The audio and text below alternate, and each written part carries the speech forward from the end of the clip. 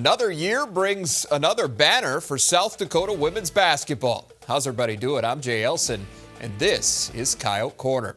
Heading into the final weekend of the regular season, Amy Williams' team was in position to clinch its second consecutive Summit League title, as well as the top seed for the conference tournament. Any combination of two, meaning South Dakota wins and South Dakota State losses, would get it done. First up, a stop in Fort Wayne on Thursday. The Coyotes beat the Dons by 32 a month earlier, and they picked up right where they left off. Taya He-Miller buries the three. Then it's Nicole Seekamp. Knocks down the jumper in transition later. Seekamp, great look to Kate Liveringhouse. Coyotes hit 8 of their first 12 shots and led 23-5 after one. Dons find a little more offense in the second. Camila Carter, 3-ball corner pocket. A couple trips later, it's Carter again. Beats the shot clock buzzer. She led all scores with 21. Yotes maintained control, though. Jasmine Trimboli with a tasty dish to Liveringhouse. She had 10. South Dakota up 11 at the half. And they would really blow it open from there. He-Miller spots up for three. The senior scored a team-high 14 points on 6 of 6 shooting. She also finished with 5 assists, including this one to J.C. Bradley. South Dakota shot 80% in the third quarter, and they roll past Fort Wayne 90-63. That was enough to clinch the top seed for the Summit League tournament, but the news got better from there. Thanks to IUPUI's win over South Dakota State, the Coyotes also clinched the outright Summit League title for the second straight year. It's a special thing. I mean, we have a goal of always trying to find ways to win championships, and just really proud of our team for being able to do that. This is a very special group led by 5 very special seniors, but this has been just a joy to be around this team, and I'm excited that I have another regular season game to coach them, and we're excited for postseason. With the title already in tow, South Dakota wrapped up the regular season Saturday at IUPUI. Kelly Stewart scored 8 of her 11 in the first quarter to help the Yotes build a 10-point halftime lead. Jags trying to keep the pace. Shakira Scott with the putback plus the foul. She had 14, but USD just too much in this one. Stewart with a great look to Seekamp. Team high 12 for her, and the Coyotes win again, their 14th straight, 74-63. They finished the regular season with an overall record of 24-5 and a 15-1 mark in the Summit League, which gives them the 3rd highest winning percentage in league history.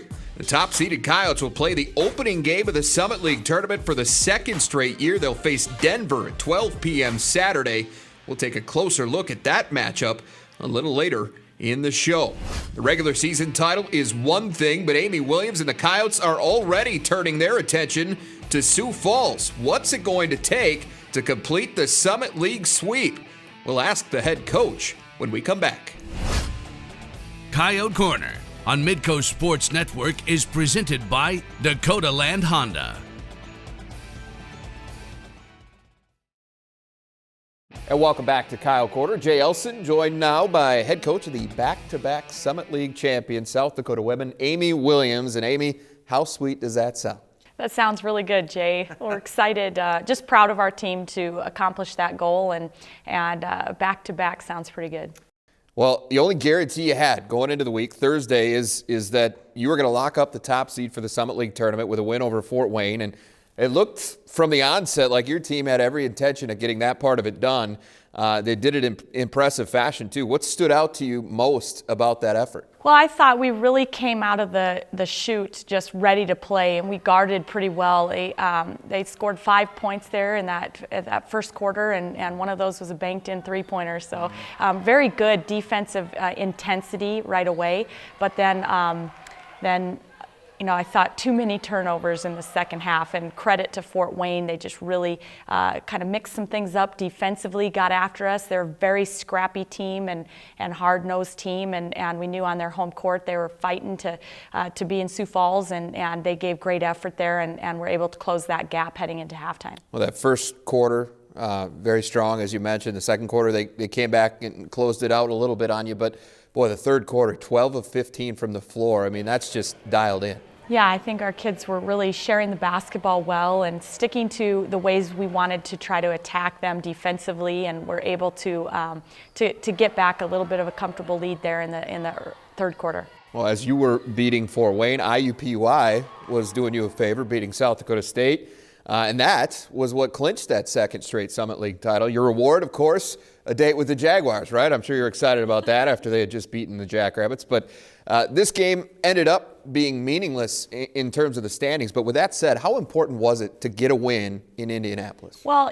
we've been talking about, we wanted each time that we lace up our shoes to use that opportunity to try to become the team that we're capable of becoming. And so every time we're wanting to find ways to improve. And I thought it would be really important for us to be kind of sharp in that game. And I thought the best thing that came out of that win for us was just we proved to ourselves that we can go into a really tough environment and overcome some adversity, and we had a lot of players, Kelly Stewart in particular comes to mind, just stepping up and making great plays, and good bench play again, and kind of really helping the fact that we had a couple starters that were not contributing, as they normally do. And so it's just really good to see us be able to overcome some of that adversity, overcome foul trouble, overcome too many turnovers, and still find a way to win in a very tough environment. It's been quite an impressive run. You finished the regular season with 14 straight wins, 23-5 overall, 15-1 record in the Summit League, gives you the third best winning percentage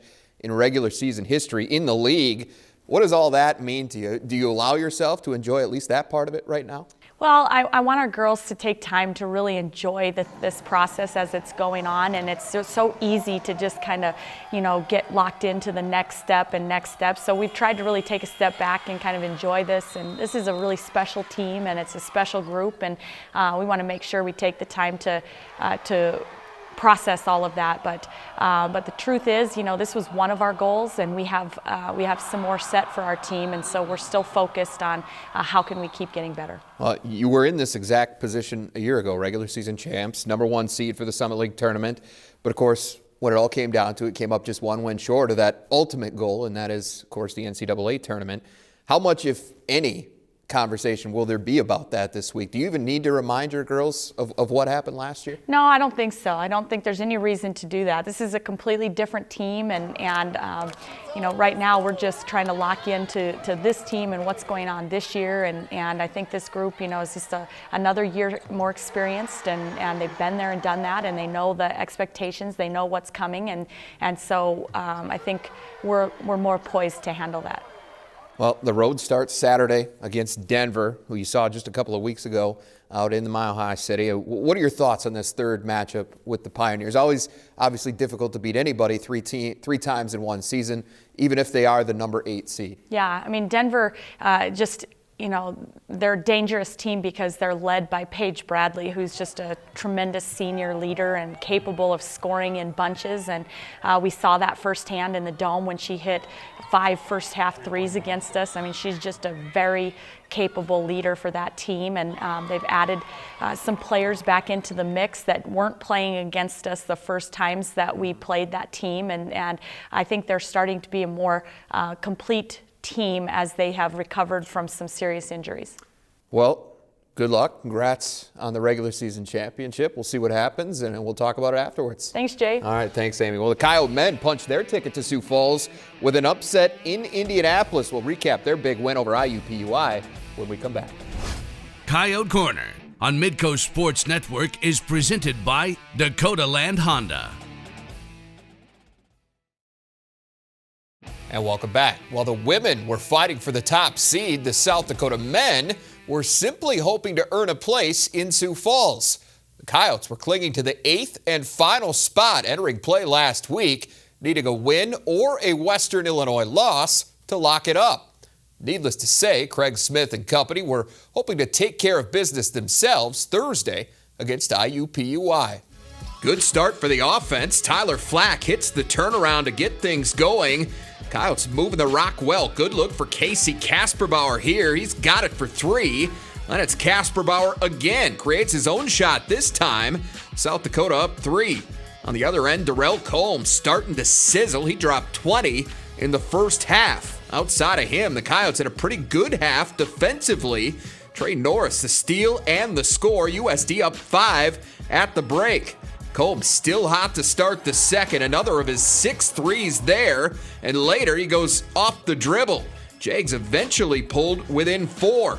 Yote's answer with 7 straight. Trey Burnett rattles the 3. Then it's Casper Bauer off the inbound, 72-61 USD. IUPUI had one more run in the tank. It's Combs again, career high 32 for him. But the Coyotes weren't going to let this one get away. Flack with a big answer here. Career best 22 points for him. And the Coyotes hang on to secure their Summit League tournament bid, 85-82. In addition to Flack, South Dakota, which shot 59% in the second half, also got a big night from Norris. The senior finished with 17 points, 6 assists, 3 rebounds, and 3 steals.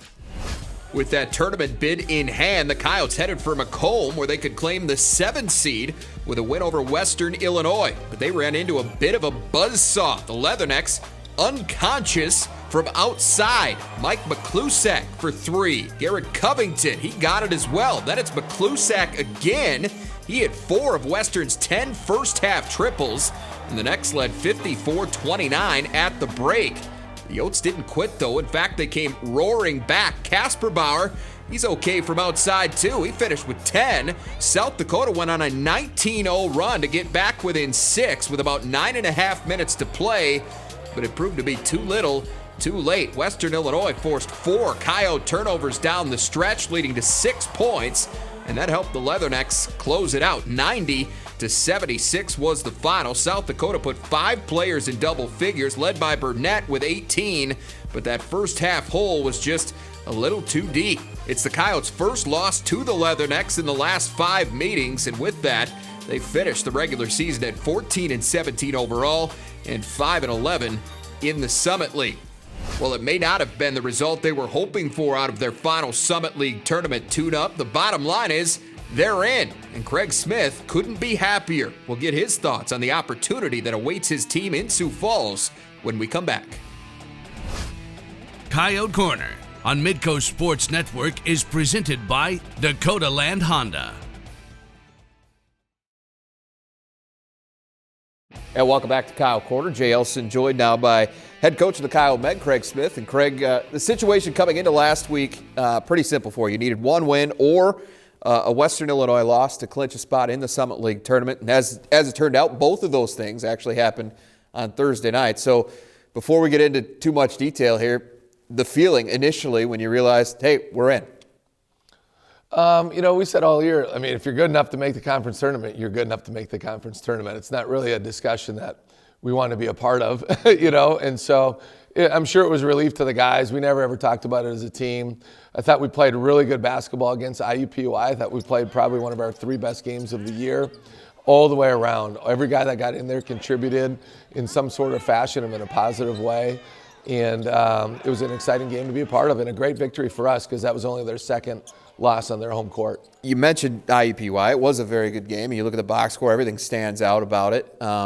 And was that balance the key for you in terms of what led to that win, or was there something else? Yeah, I think it needs to be all year long. I thought we defended very, very well. We rebounded in an excellent fashion against a team that really rebounds it well. We had some guys make some huge baskets late in shot clocks at critical moments. Burnett made a couple. Flack made a couple.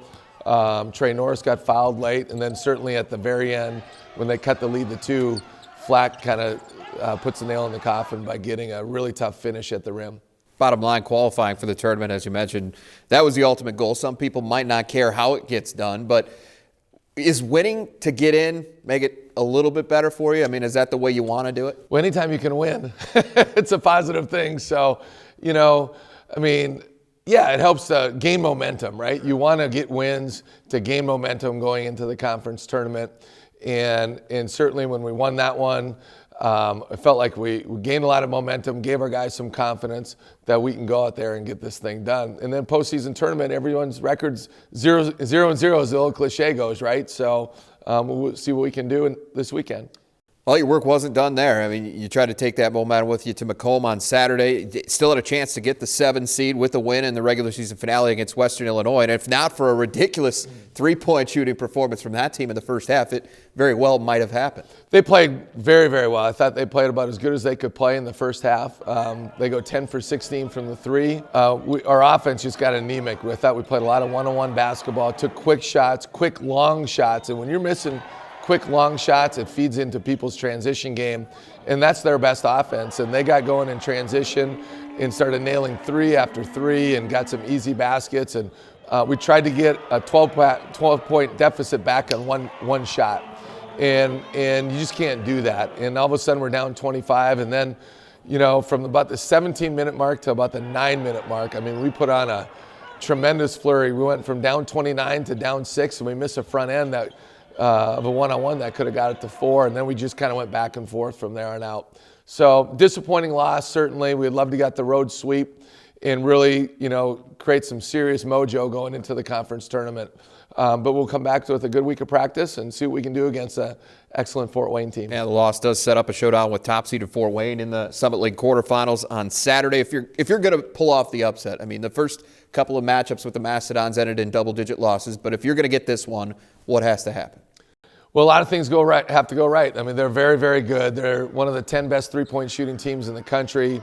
Certainly Landis is probably the odds-on favorite to be the player of the year, and he put a salty 44 up against us the last time we played him. And John Concher, I'm sure, will be an all-league guy. He's a redshirt freshman, leads the league in rebounding, just really knows how to play. But they really stretch you. They have 4 guys on the floor that can always shoot it, and sometimes 5. So we're going to have to do a great job on Landis. We're going to have to do a great job with screen and roll D. We're going to have to find their shooters in a much better fashion than we did the last game out. Have you been able to gauge at all where your team's at mentally right now? I mean, do they feel like there's no pressure on them? Go ahead. Our guys, I mean, I love we've had a very businessman approach to practices and games. We had a great look to us actually going into both games last weekend. It was a bit surprising the way we played that first half against Western, because the guys were really locked in and focused, and so our demeanor's been very good. Our attitude's been very, very positive. Our practices have been high energy in the last month. So I feel like our guys are excited for the opportunity in front of them. They know it's a tremendous challenge, but one we're looking forward to. Certainly wish you the best of luck in Sioux Falls, and look forward to talking about afterwards. Thank you, Jay. All right, thanks, Craig. Well, the men get Fort Wayne. The women are set to take on Denver in the opening round of the Summit League Tournament. We'll take a closer look at both of those matchups after this. Coyote Corner on Midco Sports Network is presented by Dakota Land Honda. Well, the brackets are set for the 2016 Summit League Championships in Sioux Falls. As we mentioned earlier, the top-seeded Coyote women will tip off the tournament for the second straight year. They'll take on Denver at 12 p.m. on Saturday. Now, South Dakota swept the season series from the Pioneers, winning 85-60 in Vermillion on New Year's Day and 79-33 in Denver on February 5th. The Pioneers, who finished 3-13 in the conference, are led by Paige Bradley. The senior guard averages about 13.5 points per game, and when she's on, she's a very dangerous three-point shooter. Bradley hasn't shot it as well from outside this season, but she did hit 5 triples in the first half at the Dakota Dome. Overall, though, Denver has struggled to get much offense going at all against USD this year. Over the last 3 halves, DU has connected on just 28% of its shots and 16% of its attempts from the perimeter. They also turned it over a total of 33 times in the 2 games, leading to 40 points for the Coyotes. Here's a look now at the full bracket. The winner of that USD Denver game will advance to Monday's semifinals, where they'll await the winner of Sunday's 4-5 matchup between Oral Roberts and Western Illinois. The bottom half of the bracket features South Dakota State against Fort Wayne and IUPUI taking on Omaha. On the men's side, if things prove to be anywhere near as unpredictable as the regular season was, then we should be in for an extremely entertaining tournament. South Dakota will face top-seeded Fort Wayne in a rematch of last year's quarterfinals at 6 p.m. on Saturday. Now, the Coyotes, of course, won that one, but the Dons have taken a pair of double-digit decisions since then. The latest came on February 4th when Summit League Player of the Year frontrunner Max Landis went for a career-high and school record 44 points and a 95-82 win at the Dakota Dome. And that game was a perfect example of what Fort Wayne does. This is one of the top three-point shooting teams in the country. In fact, they rank 4th in the NCAA in three-point field goals and 7th in both threes per game and three-point percentage. The Dons hit 20 triples in that game in Vermillion, 11 of which came from Landis. So as we heard Coach Smith allude to earlier, the Yotes are going to have to find a way to make life a little less comfortable on the perimeter if they want to be successful. Saturday's other quarterfinal features second-seeded South Dakota State against Oral Roberts. Sunday's men's action will get underway with IUPUI and North Dakota State, with Omaha and Denver playing the nightcap. The semifinals are set for 6 and 8 p.m. on Monday, March 7th. Finally now, Midco Sports Network is proud to once again serve as your tournament headquarters.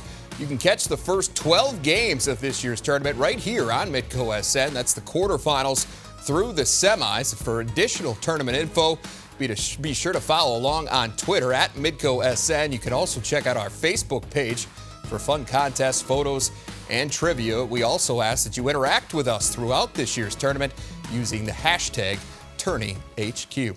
All right, that is our time for this week. For Alex Heinert, I'm Jay Elsen. We'll be back to recap South Dakota's runs through their respective Summit League tournaments on Tuesday, March 15th. Until then, enjoy the postseason.